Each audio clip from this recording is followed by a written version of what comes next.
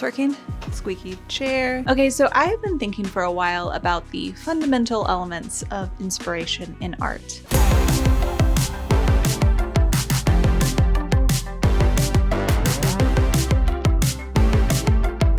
What fuels inspiration to begin with? And what I think fuels inspiration is experience, purpose, and place. But what do you do when you feel like you're stuck in the middle of nowhere where inspiration is lacking? As an artist who has spent most of her life in the Midwest, I have some advice around this. So I'm going to attach this to myself. We're going to spend some time painting today. All right, let's get started. Okay. All right, so I painted this ages ago now. I don't really like it. I didn't even really like it whenever I first made it. Fly! Huh? I've caught the fly. Oh my God. I caught the fly in this little paint pan. Okay, I'm gonna go release him outside. Okay. Yay! That was awesome. I can't believe that happened. Amazing. Okay, what was I doing? Oh, I was talking about inspiration. And I was standing. I wasn't sitting. Okay. I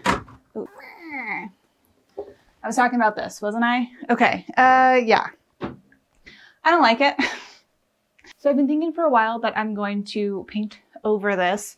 I'm not entirely sure what yet. Maybe I should do more thinking, but I don't want to. So we're just gonna get started. Maybe I should fix. Yeah, there we go. Cool. Okay, that was better. Sorry about all the movement. What am I gonna do? What could this be? I just need to make a problem. I need to make a problem for myself. And it doesn't matter. It doesn't matter what I do. It doesn't matter because I'm just gonna fix the problem. So just do this for a second, Jessica.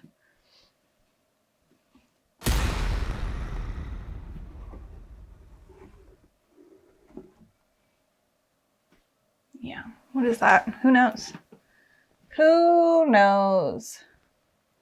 Okay, so while painting Jessica is crashing out, let's talk about the first piece of the inspiration puzzle, experience.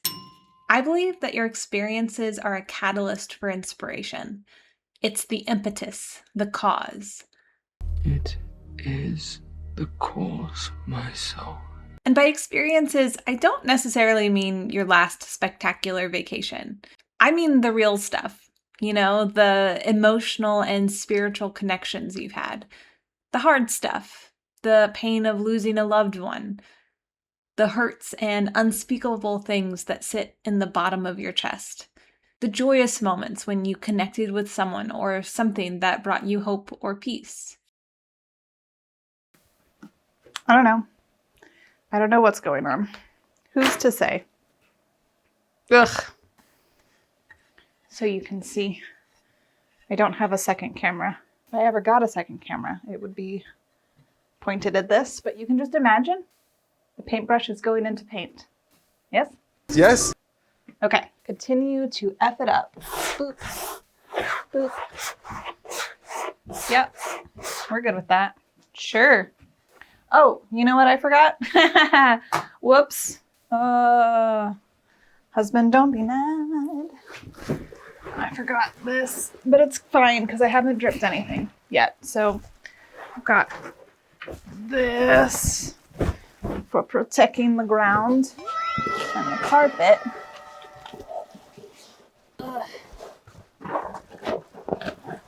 Okay, we're good now.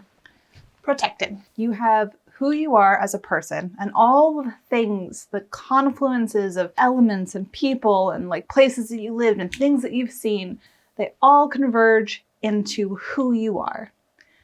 And who you are is super cool, and friggin' that's the main thing. And if you don't feel like you're super cool, first of all, that's crazy. You're cool. And you've got something to say, even if you've not been to friggin' Europe or whatever, or studied at art school. you still have something to say. And if you have been to art school and you have been to Europe or whatever, you're also cool. Everyone is cool here. There is no one whose experiences are more valid or whatever. We're all just in the world together, doing our best. All of those things are who you are. And you have to dig into who you are in order to create anything. Yeah, okay. We don't have to have brown hair, Jessica.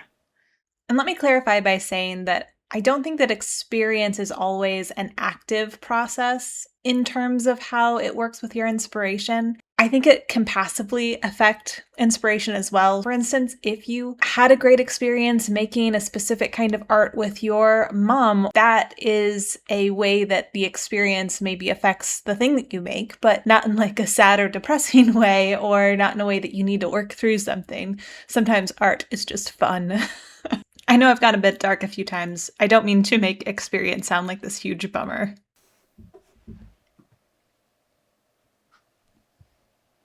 Head. Face. You can just imagine the paintbrush is going into paint. Yes?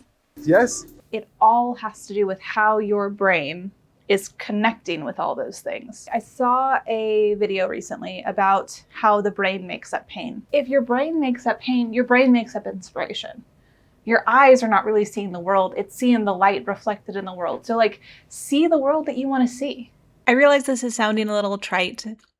YouTube videos can be a hard place to find nuance. So I think it's worth saying it's not all about just how you see the world. There are certainly lots of things that can affect your happiness that is outside of your perception of it, right? If someone slams their hand in a car door, that actually hurts, and you might have an injury from that that's not made up in your mind. And there's lots of situations where your mind might be working against you, and those things are still real and have real world consequences. I'm really just talking about kind of the base level. I don't know, I'm trying to say that there's nuance here. Is it like, are her shoulders like this? I don't know. I can't quite suss it out, but we're getting somewhere. They ask you how you are, and you just have to say that you're fine when you're not really fine, but you just can't get into it because they would never understand. There is another thing that I think is really helpful, and that is purpose. I think that whenever inspiration feels like it lags, having a purpose behind what you're doing can help fuel your interest and helps you get toward creating space where inspiration can flourish. You know, if you're only using inspiration as your like get up and go maneuver, you may not do anything for a while. You might wait until inspiration strikes. And purpose gives you something to act toward. So even if you're not feeling particularly inspired in that exact moment, the purpose gives you a reason to do it anyway. I think that by doing it anyway, you might find inspiration along the way. Purpose is that little key ingredient that will make doing the thing easier, and therefore finding inspiration easier. I feel like that's kind of sounding ticky-tacky. But like, if you've ever tried to do something just because you know it will be good for you, that's hard. I find that hard to do. But if I have a reason for me doing it, a purpose beyond I just know it will be good for me, that gets me moving. Collage art in particular, I know I'm painting right now, but like collage art in particular, I want to be able to create art that I feel like is so accessible to anyone who wants to do art. And that purpose gets me in the studio. Like today, was I feeling like doing this? Not particularly. Even though I didn't like the art that was on here before, I was still nervous about covering it up because once I do this, there's no going back. And yeah, I don't. It's fine.